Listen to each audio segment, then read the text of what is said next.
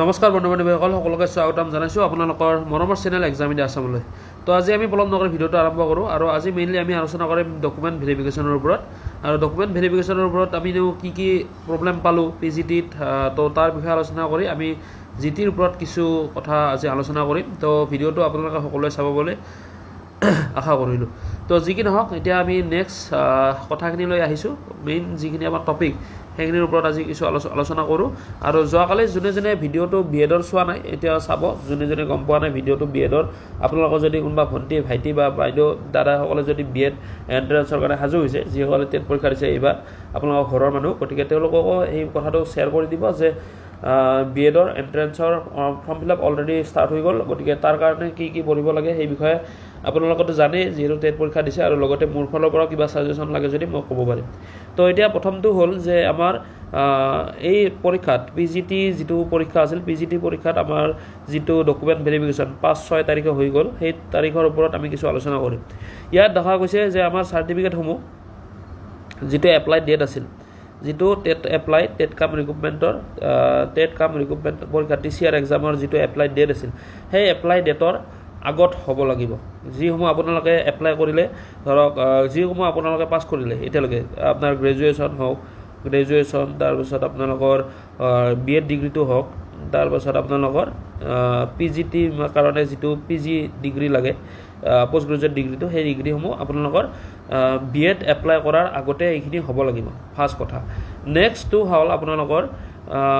যিটো এমপ্লয়মেণ্ট এক্সচেঞ্জৰ ওপৰত কিছু খেলিমেলি হৈ আছে, এমপ্লয়মেণ্ট এক্সচেঞ্জ কাৰ্ডৰ ওপৰত। তো সেইটোৰ ওপৰত আজি কিছু আলোচনা কৰিম। তো এমপ্লয়মেণ্ট এক্সচেঞ্জখন যদি আপোনালোকৰ ধৰক এপ্লাই ডেট ধৰক 20 তাৰিখে যদি আছিল, 20/11 যদি আছিল, 2024লৈকে যদি এপ্লাই ডেটটো আছিল, তেতিয়া তাৰে আগতে আপোনালোকৰ এই এমপ্লয়মেণ্ট এক্সচেঞ্জ কাৰ্ডখন ৰেডি থাকিব লাগিব। আৰু এমপ্লয়মেণ্ট এক্সচেঞ্জ কাৰ্ডত আপোনালোকৰ BA হওক বা BSc হওক বা লগতে আপোনালোকৰ যিখিনি BEd ডিগ্ৰীটো আছে, মানে যিসমূহ গ্ৰেজুৱেট টিচাৰৰ কাৰণে কৈছোঁ, যিকাৰণে ইয়াতে মাষ্টাৰ ডিগ্ৰীৰ কথা মই ইনক্লুড কৰা নাই, এইসমূহ ডিগ্ৰী আপোনালোকৰ এই এমপ্লয়মেণ্ট এক্সচেঞ্জ কাৰ্ডত চবখিনি থাকিব লাগিব, মানে তাত আপডেট হৈ থাকিব লাগিব, ঠিক আছে। আৰু আপডেট হৈ থকাৰ পিছত যদি আপোনালোকৰ ৰিনিউ যদি সেই সময়ত যদি আপোনালোকৰ সেইখন ভেলিড আছে, তেতিয়াতো আপোনালোকে এপ্লাই কৰিছে। যদি কিছুমান কেণ্ডিডেটৰ এনেকুৱা দেখা গৈছে যে এপ্লাই ডেটটো পাৰ হোৱাৰ পিছত আপোনালোকৰ এই ৰিনিউ যিটো অপশ্যন আছিল, ৰিনিউ অপশ্যনটো আহি গৈছিল, ঠিক আছে। এইটো ডিচেম্বৰ মাহত কিছুমানৰ ৰিনিউ হৈছিল। তো ৰিনিউ যদি আপোনালোকে কৰিব পাহৰি গৈছে, এতিয়া যদি চাইছে, তে আপোনালোকৰ এইখন ভেলিডিটিটো গুচি গৈছে, ঠিক আছে। তো এতিয়া কথাটো হ'ল আমাৰ যে ভেলিডিটি যিহেতু গুচি গৈছে, তো এতিয়া আপোনালোকে কি কৰিব? এতিয়া আপোনালোকে যদি বনাব যায়, নিউ ৰেজিষ্টাৰ নাম্বাৰ এটা আহি যাব, ঠিক আছে, কাৰণ সেইখন আপোনালোকৰ কেঞ্চেল হৈ গ'ল, কিন্তু এইটো নহয়, যেতিয়া আপোনালোকে ডকুমেণ্ট ভেৰিফিকেশ্যনত যাব GT টিচাৰৰ বাবে, তেতিয়া কিন্তু আপোনালোকৰ সেই দুইখনে লৈ যাব লাগিব, যিখন এপ্লাইৰ সময়ত দিছিলে, আৰু লগতে আপোনালোকৰ যিখন এতিয়া নতুনকৈ নিউ ৰেজিষ্ট্ৰেশ্যন কাৰ্ড যিখন ওলাইছে, সেইখনো আপোনালোকে লৈ যাব লাগিব। তেতিয়া দুইখন যেতিয়া লৈ যাব, তেতিয়া আপোনালোকক ডাইৰেক্টলি ভেলিড বুলি কোৱা হ'ব, ঠিক আছে। কিন্তু যদি আপুনি এই নিউখনো যদি নিনিয়ে, আগৰখন যদি নিছে, ঠিক আছে, আৰু আগৰখনত যদি আপোনাৰ ৰিনিউ ডেটটো ফেইল হৈ গৈছে, ৰিনিউ কৰা নাই, বা আপোনালোকে নতুন এখন বনাই লোৱা নাই, তেতিয়াহ'লে আপোনালোকৰ ভেৰিফিকেশ্যনত কি হ'ব? কেঞ্চেল গুচি যাব, আপোনালোকৰ কেণ্ডিডেটছটো কেঞ্চেল হৈ যাব যদি আপোনালোকে নিদিয়ে। গতিকে আপোনালোকে যি ৰিনিউ কৰা নাই, ৰিনিউ নকৰি লওক, আৰু যিসকলে ৰিনিউ ডেট পাৰ হৈ গ'ল এতিয়ালৈকে আৰু ৰিনিউ নহয় এইখনত, তেতিয়াহ'লে আপোনালোকে নতুনকৈ এখন বনাই লওক। কিন্তু কথাটো হ'ল, আপোনালোকৰ যিহেতু তাতে আধাৰ নাম্বাৰটো আপোনালোকৰ তাতে ছেইম থাকিব, আধাৰ IDটো ছেইম থাকিব, যিহেতু দুখন এপ্লাই কৰিছে, গতিকে আধাৰ নাম্বাৰ দুটা ছেইম থাকিব। গতিকে তেওঁলোকে পিছত পৰৱৰ্তী সময়ত আধাৰ নাম্বাৰটো তেওঁলোকে চেক কৰি আপোনালোকৰ দুইখনে ভেলিড বুলি কৈ দিব, ঠিক আছে, গতিকে এতিয়া কথাটো হ'ল যে আমাৰ ইয়াতে প্ৰধান আৰু এটা সমস্যাটো দেখা দিছে যে ইয়াতে আপোনালোকৰ কি হৈ আছে যে এমপ্লয়মেণ্ট যেতিয়া এক্সচেঞ্জ কাৰ্ডখন যেতিয়া আপোনালোকে বনাইছিল ডিউৰিং এপ্লাই সময়ত, ঠিক আছে, এপ্লাইৰ সময়ত যেতিয়া আপোনালোকে বনাইছিল, সেই সময়ত কিন্তু যদি আপোনালোকে BEd ডিগ্ৰীটো তাতে যদি ভৰোৱা নাই, এতিয়া যদি আপোনালোকে ভৰাই দিয়ে, তেতিয়াহ'লে সেইখন আৰু ৰিচেকৰ কাৰণে এইখন তেওঁলোকে ৰাখি থৈ দিব, আপোনাৰ ৰিচেক বুলি আহিব, আৰু সেইখন নতুনকৈ আৰু তেওঁলোকে চেক কৰিব, ভেৰিফাই কৰিব আপোনাৰ BEd ডিগ্ৰীটো আপোনালোকৰ সেই এপ্লাই কৰাৰ সময়ত আগতে মানে হৈ গৈছিল নে হোৱা নাই। যদি আপোনালোকৰ বি এড ডিগ্ৰীটো কমপ্লিট হোৱা নাছিল পিছতহে যদি আপোনালোকৰ বি এড ডিগ্ৰীটো কমপ্লিট হ'ল এতিয়া এপ্লাই কৰাৰ পিছত এক্সামটো দিলে তাৰ আগতে যদি আপোনাৰ বি এডটো কমপ্লিটো হৈছে এপ্লাইৰ পৰা এক্সামৰ ডেটৰ ভিতৰত তেতিয়াহ'লে আপোনালোকৰ অট'মেটিকলি কেঞ্চেল হৈ যাব কেণ্ডিডেটছৰ কেঞ্চেল হৈ যাব আল্টিমেটলি এপিয়াৰিং কেণ্ডিডেটখিনি ইয়াৰ পৰা আঁতৰি যাব বুজিছে কথাটো গতিকে এইটো কথা আহিছে ইয়াতে আৰু অসম সাহিত্য সভা আপোনালোকৰ কথাটো গমেই পায় যে এখন চাৰ্টিফিকেট পায় যিটো মিডিয়ামৰ কাৰণে অসমীয়া মিডিয়ামত এপ্লাই কৰাৰ কাৰণে অসম সাহিত্য সভাই এখন ডিপ্ল'মা কোৰ্চ বনাইছিল তো তাৰ দ্বাৰা অসমীয়া লেংগুৱেজৰ ওপৰত এখন ডিপ্ল'মা চাৰ্টিফিকেট আপোনালোকক দিয়ে এতিয়া সেইখনো যদি আপোনালোকৰ এপ্লাই কৰাৰ আগতে যদি সেইখন পাইছে তেতিয়াহ'লে আপোনালোকৰ অ'কে আছে আৰু যদি এপ্লাই কৰাৰ পিছত আপোনালোকৰ তাৰ কিবা কাগজ পাতিখন ওলাই গৈছে তেতিয়াহ'লে আপুনিও ৰিজেক্ট হোৱা চান্সেছটো আছে তো এতিয়া কথাটো হ'ল যিহেতু আমি ইয়াতে দেখা গ'ল এইখিনি কণ্ডিশ্যন গতিকে ইয়াতে এতিয়া বহুতৰ প্ৰশ্ন উঠিব যে মোৰ ছাৰ পৰীক্ষাটো মোৰ আগতে হৈ গৈছে এপ্লাই কৰাৰ আগতে মোৰ পৰীক্ষাটো হৈ গৈছে ডিপ্ল'মাৰ অসম সাহিত্য সভাৰ ডিপ্ল'মাৰ যিটো পৰীক্ষা সেইটো আগতে হৈ গৈছে কিন্তু চাৰ্টিফিকেটখন এতিয়াহে আহিছে তেতিয়া আপোনাক ভেলিড বুলি দি দিব কাৰণ পৰীক্ষাটো আপুনি আগতে দিব পাৰে কিন্তু কিছুমান ইছ্যুৰ বাবে হয়তো চাৰ্টিফিকেটখন লেটকৈ আহিব পাৰে কিন্তু তেতিয়াহ'লে আপোনালোকৰ ভেলিড হ'ব আপোনালোকৰ চেক কৰাৰ পাছত এইখিনি হ'ল মেইন কথা এতিয়া আহিল এন অ' চিৰ সংক্ৰান্তত এন অ' চি বহুত চাকৰিয়ালে এইটো পৰীক্ষা দিছে আৰু দিয়াৰ ফলত তেওঁলোকৰ এন অ' চিৰ কাৰণে কিছু প্ৰব্লেম হৈছে এন অ' চি ওলাব পৰা নাই বা এন অ' চি দিব পৰা নাই তো সেইটো কাৰণে প্ৰব্লেম হৈছে এতিয়া এন অ' চিখন আপোনাৰ কেনেকুৱা হ'ব দুখন এন অ' চিৰ কথা কৈছে এখন হ'ল আপুনি যে চাকৰি কৰি আছে আপুনি যে ছাৰ্ভিচত আছে ইন ছাৰ্ভিচ যে আপুনি কৰি আছে তাৰ ওপৰত কৰিব লাগিব এখন আৰু লগতে আপোনালোকে ডিউৰিং দ্য ছাৰ্ভিচ পিৰিয়ডত আপোনালোকে যদি কিবা ডিগ্ৰী কৰিছে ঠিক আছে ডিগ্ৰী কৰিছে বা ডিপ্ল'মা যদি লৈছে তেতিয়াহ'লে আপোনালোকে কৰি থকাৰ সময়ত তেতিয়াহ'লে সেই তাৰ কাৰণে যদি আপুনি এন অ' চি যদি লোৱা নাছিলে এতিয়াতো আৰু এন অ' চিখন ওলাব নোৱাৰিব কাৰণ তাৰ যিজন অফিচাৰ আছিল সেই অফিচাৰজন হয়তো তেওঁ ট্ৰেন্সফাৰ হৈ যাব পাৰে বা তেওঁ সেই সময়ত আছিল কিন্তু এতিয়া তেওঁ নাই গতিকে এতিয়া আপোনালোকে সেই এন অ' চিখন সেইজন বিষয়েহে দিব পাৰিব যিজন তেতিয়া আছিল গতিকে এতিয়া যিহেতু তেওঁ নাই গতিকে আপোনালোকৰ সেই চাৰ্টিফিকেটখন আৰু পোৱা আশাটো বহুত ক্ষীণ আৰু তেওঁ পোৱা আশাটো কাৰণ আপুনি সেই অফিচাৰজনক বিচাৰি যাব লাগিব তেওঁ আৰু সেইখিনি বস্তু দিয়ে নে নিদিয়ে তাৰ ওপৰত কথা আহিছে কাৰণ কিয় সেই সময়ত আপুনি ওলোৱা নাছিল আৰু এতিয়া তেওঁ আপোনাৰ ওপৰত কোনো দিব নোৱাৰে কাৰণ কিয় তেওঁ এখন বেলেগ ডিষ্ট্ৰিক্টত গুচি গ'ল এতিয়া নতুন এজন অফিচাৰ তাত হৈ গ'ল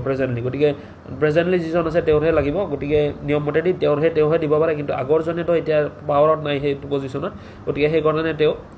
দিয়াৰ চান্সটো বহুত কম গতিকে সেইটো কাৰণে আপুনি N O' C during service পিৰিয়ডৰ সময়ত যদি ডিগ্ৰী ডিপ্ল'মা লৈছিল সেই সময়ত যদি লোৱা নাছিল তেতিয়াহ'লে আপোনাৰ সেই এন অ' চিখন নাপায় কিন্তু ইন ছাৰ্ভিচৰ সময়ত যদি আপুনি পৰীক্ষা দি আছে তাৰ এন অ' চিখন এতিয়াও ল'ব পাৰে তাৰ কোনো কথা নাই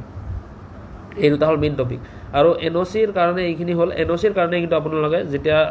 আপুনি চাকৰি যে কৰি আছে তাৰ কাৰণে যদি এন অ' চি ওলায় তেতিয়াহ'লে আপোনালোকৰ এডভাৰটাইজমেণ্ট যিটো নাম্বাৰ আছিল জিটিৰ সেই নাম্বাৰটো তাত ইনক্লুড থাকিব লাগিব এন অ' চি কাগজখনত আৰু আপুনি কি পষ্টত আছে কি চাকৰি কৰিছে সেইটোও থাকিব লাগিব সেই এন অ' চিখনত কাৰণ আপোনালোকৰ গ্ৰেড পে'ৰ কথা আছে গ্ৰেড পে' যদি আপুনি হায়াৰ গ্ৰেড পে' ধৰক এজন জুনিয়ৰ এছিষ্টেণ্টৰ গ্ৰেড পে' হয় 6200 গতিকে জি টি টিচাৰৰ গ্ৰেড পে' 8700 গতিকে এইটো ওপৰৰ পষ্টৰ কাৰণে তেওঁ এপ্লাই কৰিছে তাৰ কাৰণে এন অ' চি দিয়া সম্ভৱ হয় যদি আপুনি ধৰক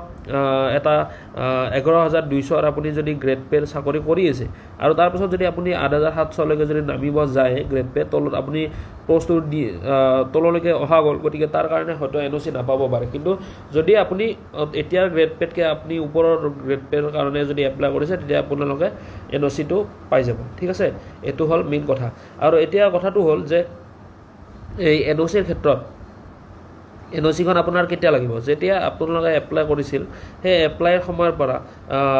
এতিয়াৰ ভিতৰত এপ্লাই যেতিয়া কৰিছিল তেতিয়াৰ পৰা আপোনালোকে সেইখন এন অ' চিখন ওলাব পাৰে বা এতিয়া ওলালেও কোনো কথা নাই যিহেতু এতিয়া ভেৰিফিকেশ্যন হ'ব এতিয়া চাওক মোৰ কথাটো ক'লোঁ মোৰ এন অ' চি ওলোৱা হৈছিল যেতিয়া এপ্লাই চলিছিল তেতিয়া মই এন অ' চি ওলাইছিলোঁ আৰু তেতিয়া লাগিব বুলি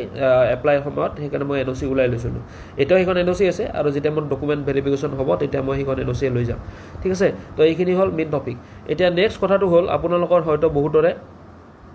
যেতিয়া মাৰ্ক তাত এড কৰিছিল ধৰক আপোনাৰ বি এডত পাৰ্চেণ্টেজ আছিল 75.55 ঠিক আছে তো আপোনাৰ তাতে ধৰক আমাৰ বড়োলেণ্ড ইউনিভাৰ্চিটিৰ ক্ষেত্ৰত এটা টোটেল মাৰ্ক আমাৰ কাৰিকুলাম যদি চোৱা যায় তেতিয়া 1800 মাৰ্ক হয় বি এড কৰ্চটোত গতিকে আপুনি এই মাৰ্কটো আপোনালোকৰ মাৰ্কশ্বিটত দেখা নাপায় মাৰ্কশ্বিটত গ্ৰেড ছিষ্টেমত আহে ঠিক আছে পইণ্টত আহে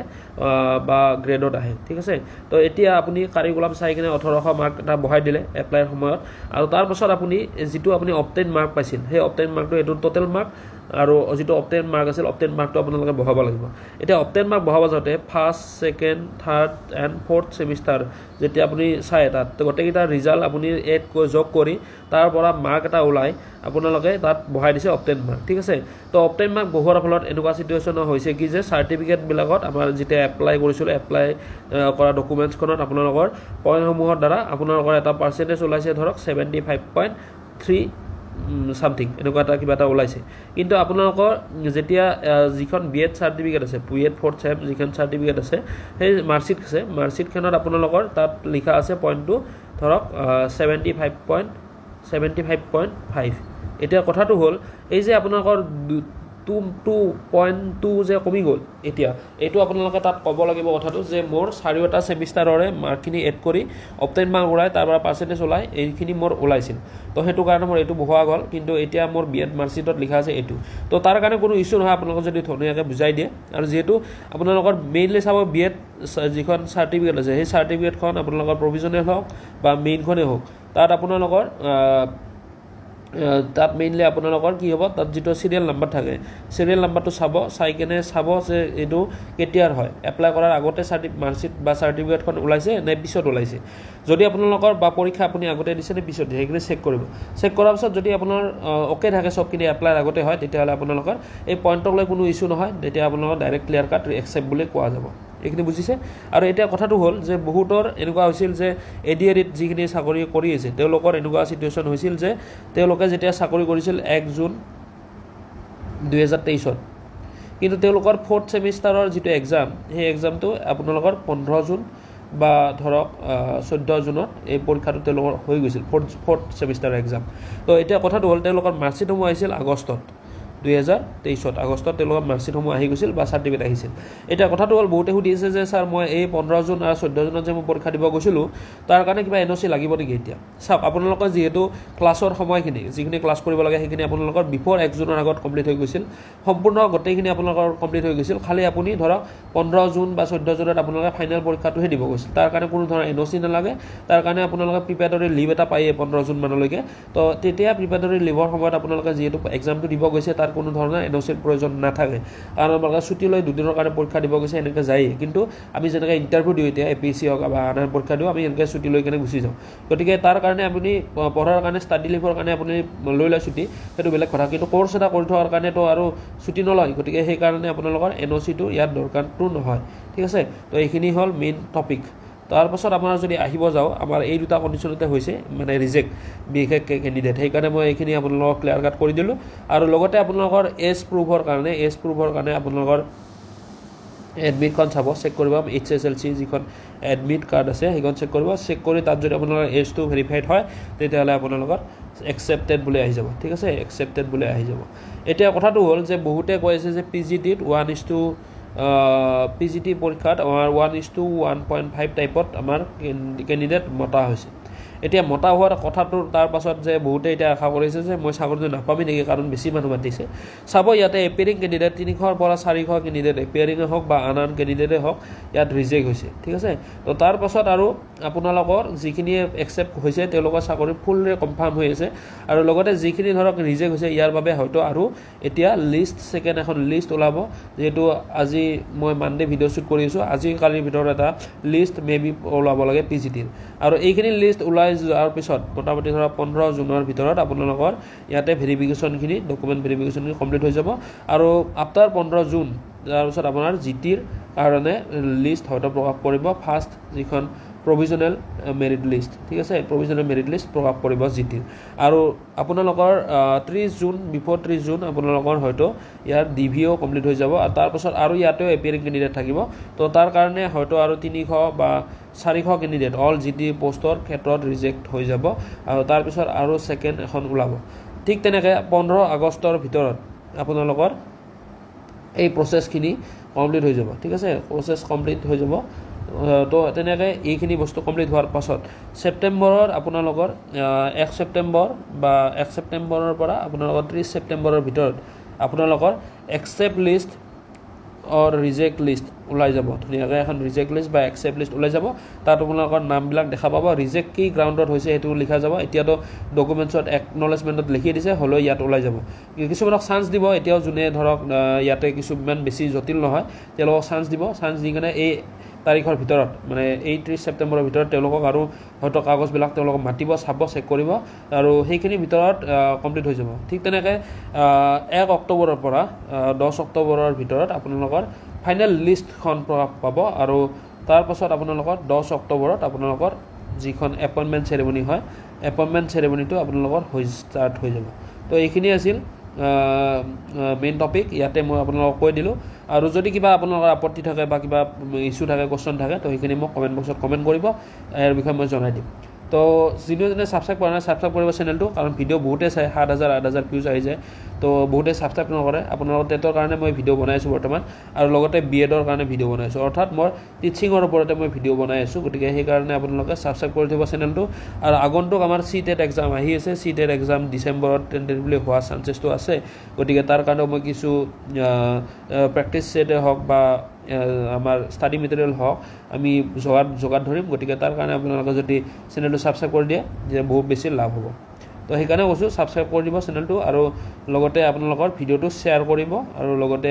লাইক কৰি দিলে গম পাম আৰু ঠিক তেনেকৈ আপোনালোকৰ কমেণ্টত যিখিনি আপোনালোকৰ ডাউটছ আছে সেই কমেণ্ট বক্সত আপোনালোকে কমেণ্টখিনি পুট কৰিব ঠিক আছে তেতিয়া মই তাৰ ৰিপ্লাই দিব পাৰিম আৰু একদিন মই লাইভ এটা অনুষ্ঠান কৰিম য'ত আপোনালোকৰ টাইমটো কৈ দিয়া যাব গ্ৰুপত আৰু ঠিক তেনেকৈ আপোনালোকৰ